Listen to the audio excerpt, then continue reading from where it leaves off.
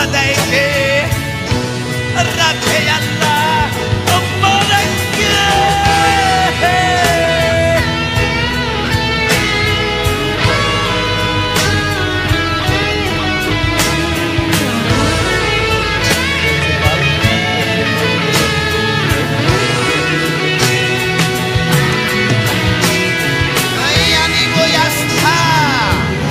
বলিল বান্দা